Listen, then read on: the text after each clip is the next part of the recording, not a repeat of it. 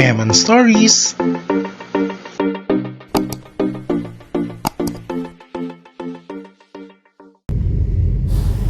So this is my vlog after nang nawala na si Papa.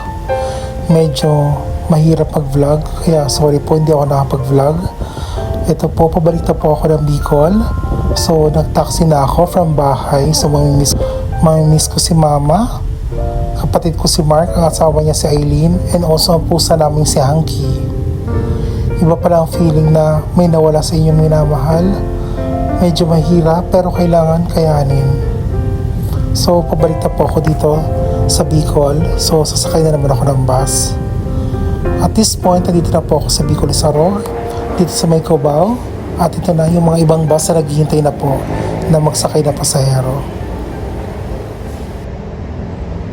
So, dahil maaga ako dumating, wala man akong gagawin kundi magtingin-tingin muna ng mga iba't ibang bus.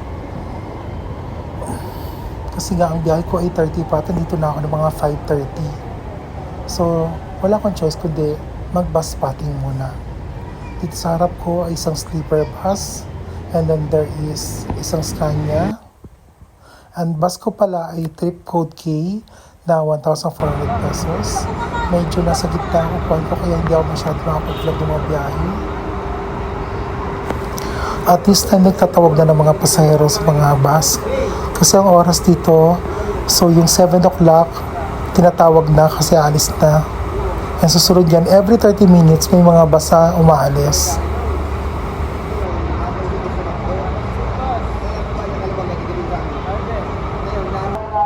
At this time, pinagpapasakay na dito sa sleeper bus SD, bus X6.